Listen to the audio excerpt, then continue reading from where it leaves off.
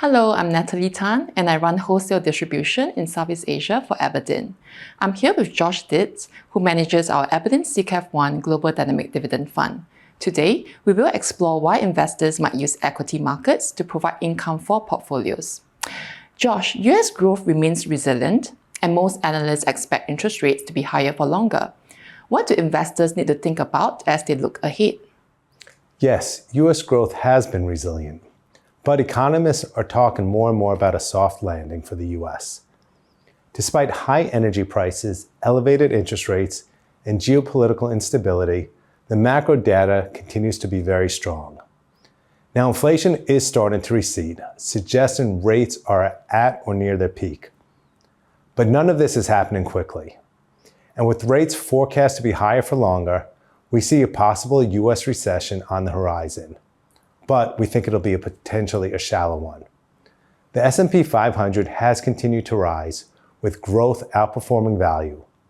But this is driven by only a handful of stocks. We expect higher for longer rates to lead to a slowdown in global growth, with value and dividend-paying stocks starting to outperform. So why would investors consider equities for income rather than bonds? Traditionally, investors have turned to bonds for income. But when you buy a bond, you receive a static coupon that doesn't grow with inflation. Historically, dividend income has been resilient to inflation. Remember, quality companies that continue to pay dividends whether markets rise or fall. If they fall, you can receive that income payment. And if they rise, you can benefit from capital growth potential while still receiving that income. Dividends have grown about 5.6% annually over the past 20 years, and we're forecasting 7% annual dividend growth for the MSCI All Country World Index next year. Here's why we think income makes sense for 2024. First of all, firms that grow their dividends outperform those companies that do not pay dividends. Secondly, income stocks look cheap both on a relative and historical basis.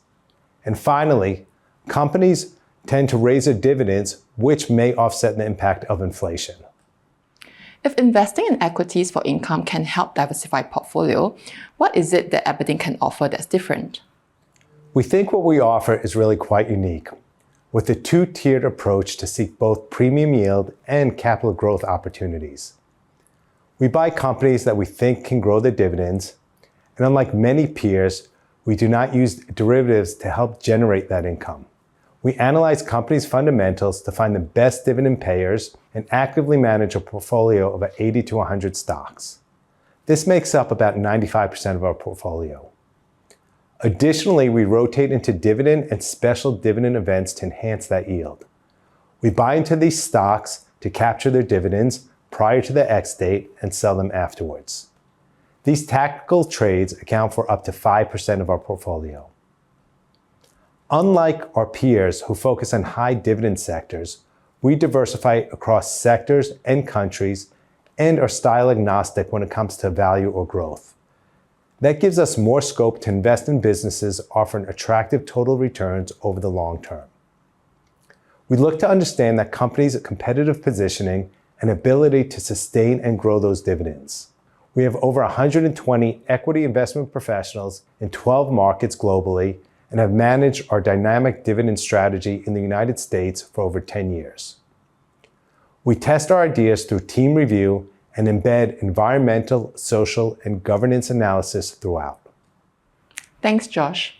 In summary, we research fundamentals to target long-term dividends and trade in and out of regular and special dividends. We also invest in firms to target capital gains. The current yield on our abrdn CCAF1 Global Dynamic Dividend Fund is 6.7%. With us, investors don't have to choose between income and growth. We aim to give them both. To learn more, visit our website at abrdn.com.